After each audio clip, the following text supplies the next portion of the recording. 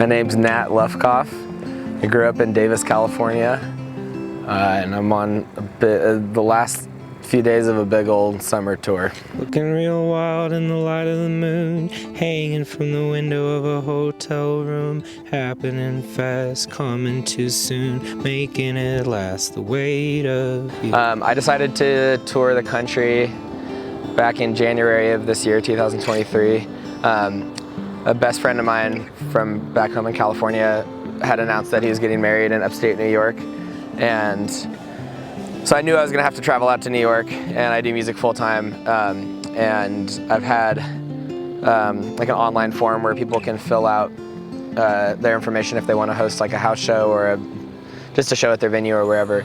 And I was like, oh, I should just like save some money on gas by playing taking a couple weeks out there and a couple weeks back and play some shows in some places I've never been before. And then I started going through that list, and there was a lot of submissions, so it ended up growing and growing.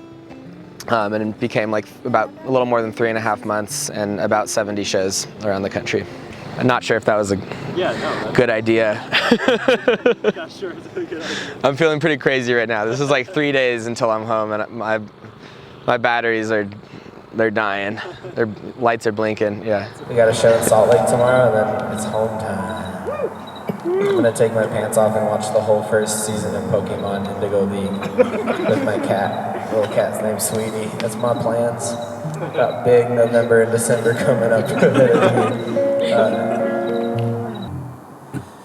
But I felt your hands on my back this morning when I turned. What first got me into music was my dad just showing me, like driving around in the car with him, and we'd be listening to like Neil Young or something, and he would like pause the song and like skip back on the CD and be like, listen, that line right there, like, oh yeah. So I like to think that that's maybe the beginning of it for me. You just gotta find the right people. That's why I'm so good at selling shirts. I think once we start, something will pop out. I wrote a song when I was in first grade that's been lost. We don't know where the tape is, but we recorded it at my dad's friend's house. This guy Doug had a studio, and it was called 1 Inch Tall. And the lyrics were like, it was like 1 inch tall, no problem at all. Walking on the street with all the big feet.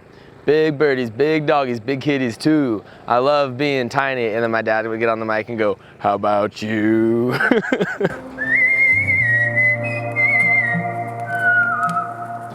Started out whistling, if you can count that as an instrument. That's an instrument. And then started like formally playing, not formally, but playing guitar in 3rd grade. What inspires my music? Yeah, I think it's just like the experience I'm having as a human, and a lot of like pain. Pain is inspirational. It's watching other people go through shit. And I think I got to that place a while ago. I realized like if I was gonna make music and make songs that I was proud of, it had to be stuff that was true to me. That was like 100% genuine of like what I've been going through and what I feel. I think that's like, to be honest, is emotional. That's like emotional work, to be completely honest, and I'm still working on that. Yeah. You go, there you are, feeding on flesh, feeding on blood, feeding cause the feeding might feel like love, giving and receiving in the same black mud on a blank white page. There you are. I wrote a couple new songs on this tour. Found inspiration from the same place I think I always get it, which is just like inside of myself. And that might sound kind of like I inspire myself, but it's more like the feelings inside of me inform the music I make.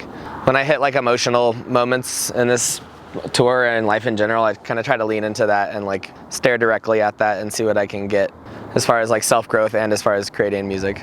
I wrote one called The Yarn, or maybe just Yarn, and that one's about I ended a relationship before I left for this tour, and it just had me kind of think. And then I was just alone for a lot of this, so I spent a lot of time just kind of like sitting with that hurt and thinking about how like, yeah, loving is just hard. It's a hard thing to do.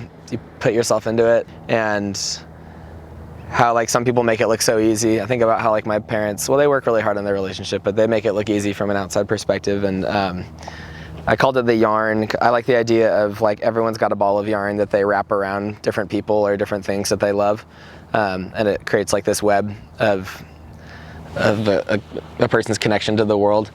And then I wrote another one that I'm really excited about called There You Are. When I was coming through Colorado in July, I met up with an old friend, and she was telling me about her sobriety, and I was like, wow, that's crazy, you're just raw dogging life, and what's that like? And she was just like, it is crazy, everywhere I go, there I am, you know, just like I go to concerts and I'm just there, and I am, you know, I go sit by a creek and I'm just right there, and I just like sit alone at home and I'm just there, and you know, everywhere you go, there you are. And I really like that sentiment, and I've been thinking about that all summer as I go different places and maybe do a little bit of running away from my problems and myself. And at the end of the day, you're just sitting with yourself. So I have some lines from that song that I think are like the best ones I've ever written, which is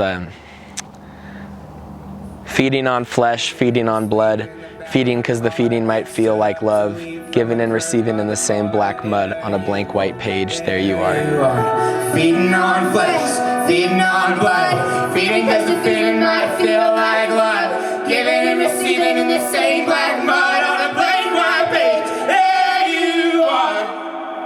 Someone's gonna call and snag you up and drag you all the way to the valley of love. Wasted as a song in the night for us. You're wasting it now, wasted enough. It's pretty electrifying to be on like a big stage with like 1,000 people attentively listening to you, but there's like an impersonality to that, and it's been so fun. Like I just made like 300 new friends along the road this summer, just getting to like step off stage or wherever, or whatever, the deck or like the spot by the creek, and being able to then like join the audience and just have a fun night together is really special. There's a lot more connection than when you're up on a stage 10 feet above everyone and all lit up. You're like less of a real person or something. Wake up to the slow burn, burning in your head like that. Like turn yourself around. It's better, right? No, I don't want the words, just sounds.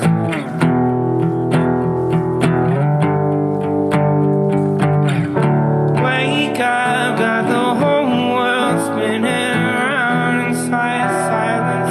You wanna know now. Another good experience and like weirdest venue. It was a house that was they threw like a Mad Hatter psychedelic themed party where, yeah, it was like tea party themed, but they had like a bunch of mushrooms out for everyone to just do whatever with, and it just got really weird. People were wrestling, I wrestled. My friend Lindsay scratched me in the mouth while we were wrestling. Yeah, just like really fun people. That was awesome. Yeah, clothing shop, apartment complex, clubhouse. Both of those were also in Colorado. It's weird here. A pizza place in Wisconsin, that was pretty hilarious. Yeah, I mean, it was a great show too.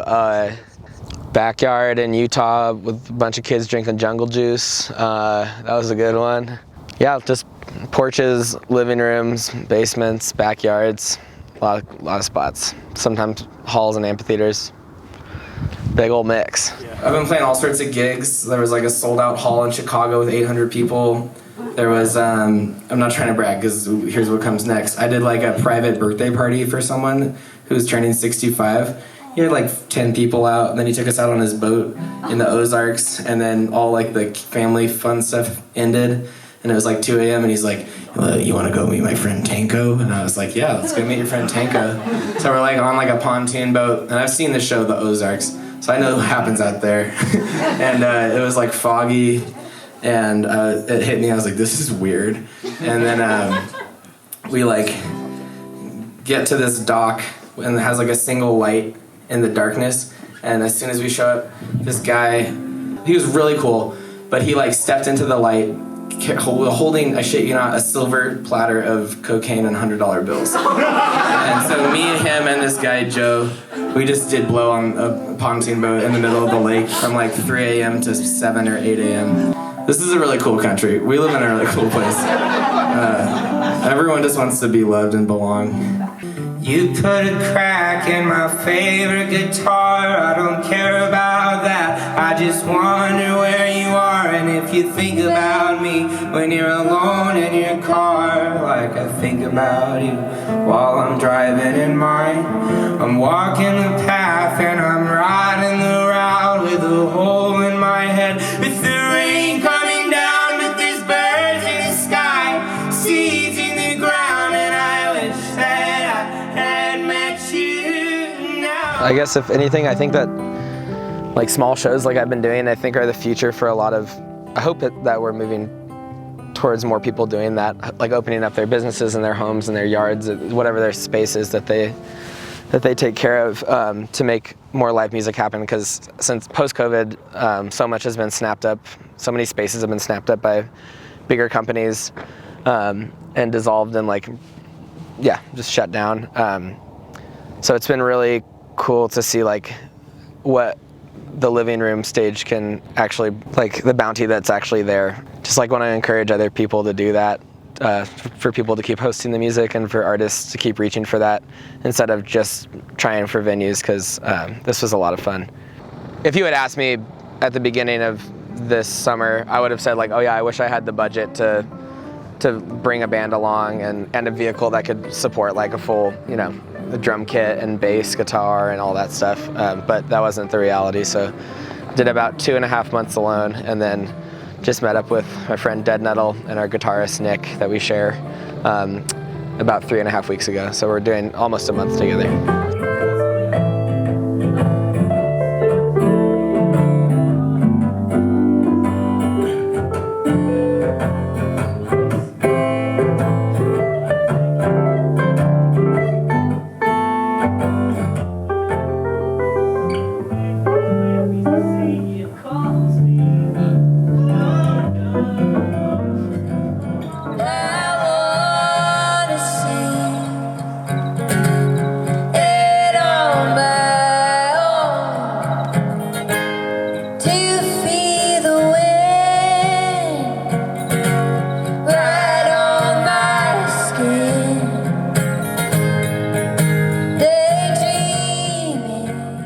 I love traveling with Dead Nettle. Having her open for me is awesome. She feels like a sister to me.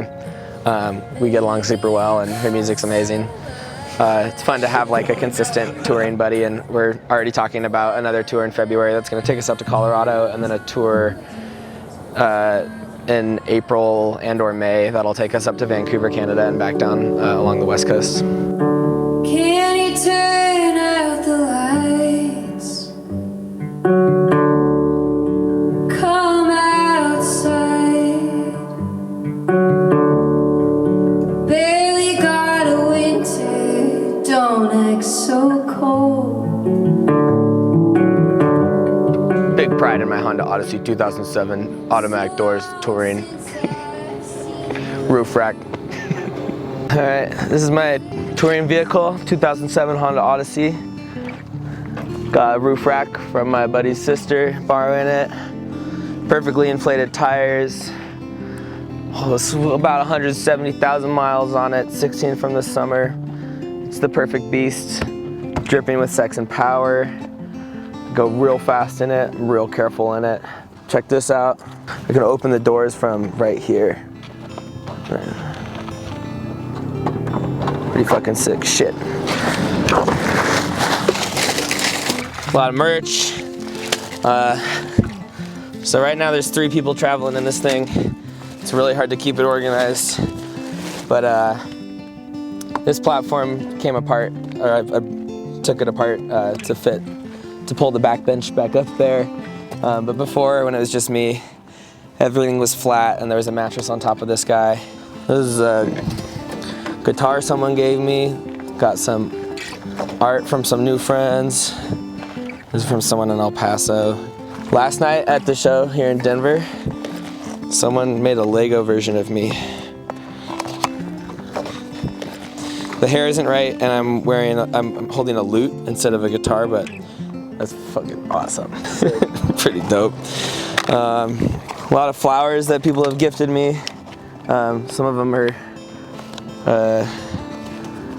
I picked, but a friend of mine surprised me by putting a bunch of flowers on my dashboard before I left California. This is from my buddy Eric. He, his form of street art is like concreting, that's not the right word, but sealing them onto the sides of buildings instead of like spray paint. He does these cool mosaics. Someone made me a poster. This is really cool. I need to flatten it out again. It's really hard to take care of stuff. So if you made me this poster, I'm really sorry. It being folded up is no way an indicator of how much I appreciate it. Oh dude, my pride and joy.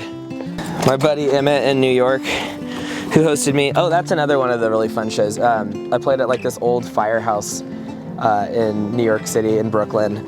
That was from like the 1800s, and there was a spot where they used to keep their horses. Like there was like a stable area, but now it's a nonprofit that supports firefighters and their families. But the guy that was hosting there is also a taxidermist, so he made me a European starling. A little note on the bottom of it too. But this is like one of the coolest gifts I've ever gotten in my life. I'm a big bird guy. Can't wait to put that in my house, somewhere where my cat won't get it. But yeah, it's packed in here. Oh, dude! Also check out this. We were in a thrift store and fuck.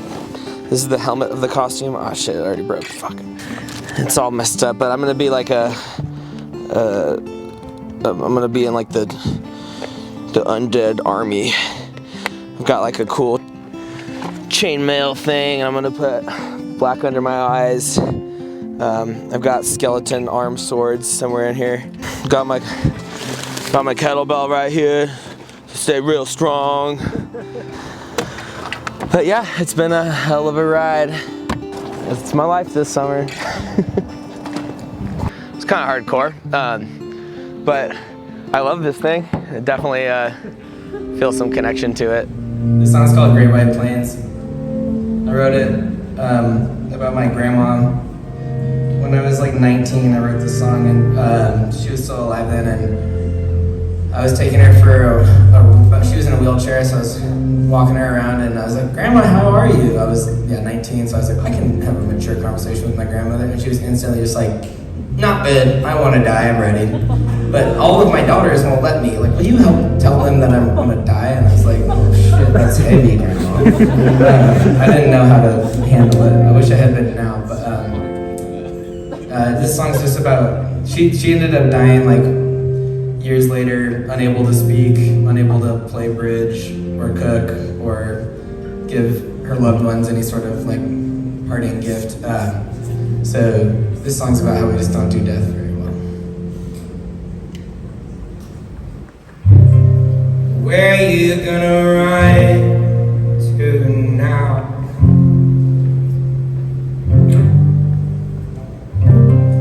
After all the love runs out,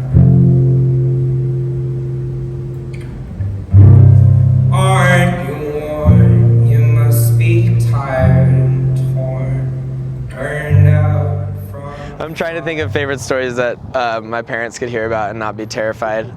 Saw a bear and a moose on the same hike in the Grand Tetons, and on that same hike, I was walking with a friend who was hosting me there. And we bumped into this other group of hikers, and we just started doing the thing of like, oh, where are you guys from? What do you do? And I was like, oh, I do music full time. I'm from California.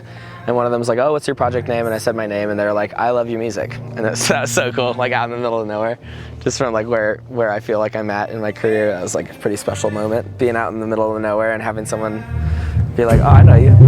It's funny how we keep alive those who we know are meant to die. The body breaks, but you can try.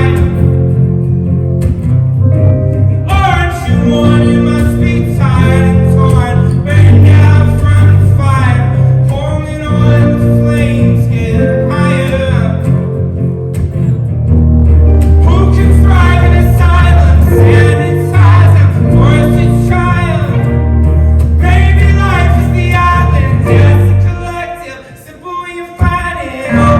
Oh, where am I gonna run to now?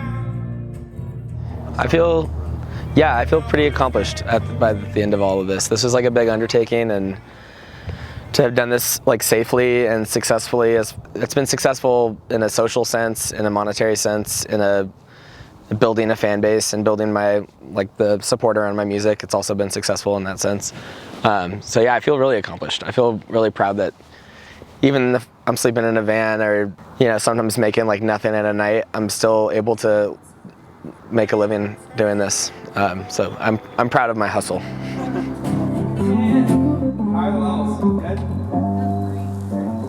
That's it. And then the last for this morning. In 5 years, I would love to be I'd be happy doing the same thing that I'm doing now. It would just be nice for it to be a little more lucrative, and just like a little more certainty of like I'll be traveling, but I'll actually have a hotel room and there's not going to be any cockroaches in it. It's not going to smell like someone just smoked a pack of cigarettes in it. Yeah, I think certainty is like the key word there. Not having to hit the road all the time with like, all right, we'll see what happens, but more like this is going to be great. And I mean, this summer I definitely hit the road being like, we'll see what happens, but I had faith that it was going to be great. But yeah, I guess just a more like, in 5 years, I'd like to be making a little more money, having to like be a little less scrappy.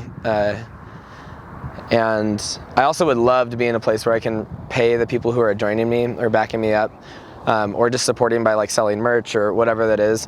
I'd like to be in a place where I can pay them not just a reasonable salary, but like a nice one, like a generous one. I want to be bringing folks up around me. Dude, when I get home, I'm gonna hug my neighbors, Sam and Cassie, and then I'm gonna go in my house and find Sweetie and just like cuddle up and probably cry.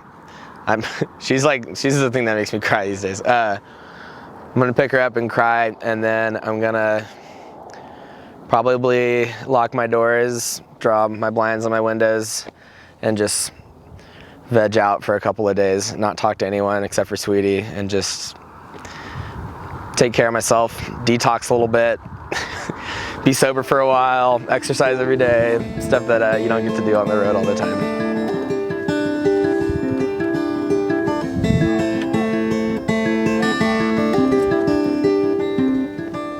Next album should be out, I don't know, I'm trying to be realistic about it, maybe March of 2024. I like sometimes feel bad like I'm not getting my art done, but I totally am. Like the reason I haven't recorded is because I'm playing shows in California all the time. I'm doing big long tours like this, and I left for 3.5 months. Now I have 2 more songs to put on the album, so it's never-ending work. But I'm excited that's like my main goal for once I get back. Me and my buddy and producer Rowan McGuire are gonna sit down in the studio, kick some ass, and then helping them through their sickness or their deterioration of health, and then watching them die and then being alone is so hardcore. I think that's like the most metal thing possible that I can think of. I also think faith is hardcore. So whatever your faith is in, I think faith is a hardcore thing. So this is a song about wanting to have more faith in like a God and in myself and in the world around me. Sometimes he loves me like an afterthought, like an animal, but the axe of God is swinging low, so don't get caught or her cut to pieces on the open rock. Could you believe it when you're alone in your thoughts? Give us a place to roam. Give us a place to ride.